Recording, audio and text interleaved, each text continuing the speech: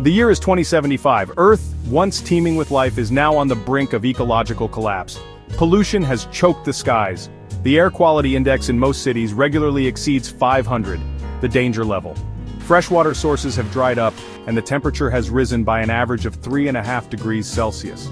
Overpopulation and decades of environmental negligence have pushed humanity to the edge. Earth is no longer enough.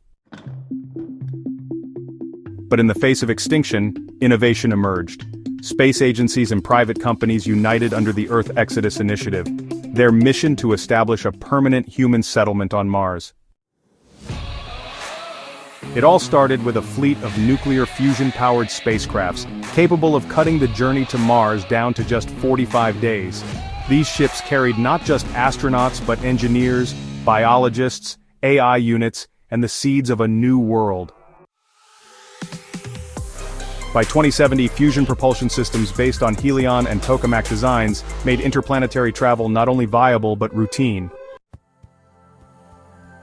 Upon arrival in 2072, the first Martian settlers set up a modular colony known as Ares 1, located in the Valles Marineris Canyon, chosen for its natural protection from radiation and more stable temperatures. AI Ares domes made from self-healing nanopolymer skins expanded automatically and used Martian regolith to insulate against the planet's extreme cold and radiation. Breathing on Mars was the first hurdle. Engineers deployed MOXIE units, Mars Oxygen In Situ Resource Utilization Experiment, on a massive scale. These machines extract oxygen from carbon dioxide, which makes up over 95% of the Martian atmosphere. A single MOXIE unit, the size of a microwave, can produce enough oxygen for one person per day. The Martian colonies now have hundreds of larger industrial-scale units. Next was water. While Mars has no rivers or lakes, ice is abundant beneath its surface. Using heated drills and solar furnaces, colonists mine this ice and purify it through advanced nanofiltration systems.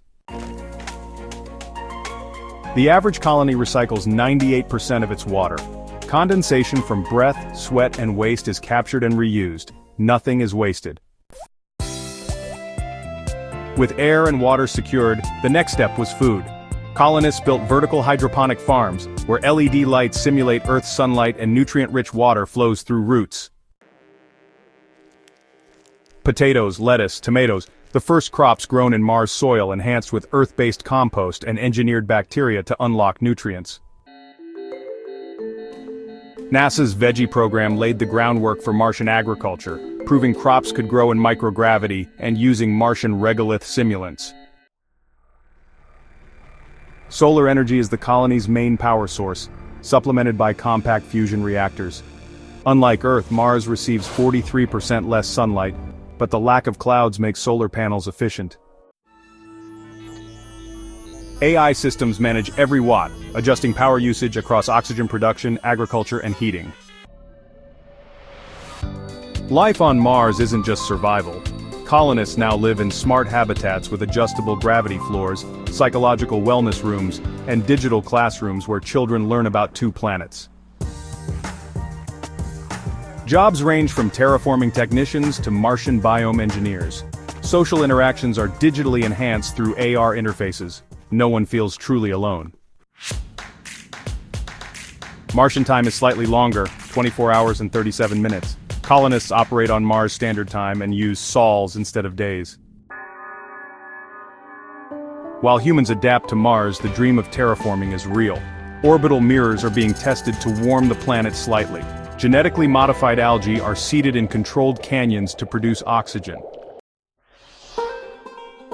The goal, a breathable atmosphere in under 200 years. Back on Earth, what's left is managed by AI ecological overseers and a skeleton crew of caretakers. Earth is slowly healing, monitored from orbit with hopes of rehabilitation. But for most of humanity, Mars is home, a red world turned green, not by luck, but by necessity and brilliance. And now humanity looks even further. The moons of Jupiter, Titan, exoplanets around distant suns. This is no longer science fiction, it is the new chapter of human evolution, and it began with a dying Earth and a dream of Mars. Subscribe for more futuristic journeys. The stars are calling.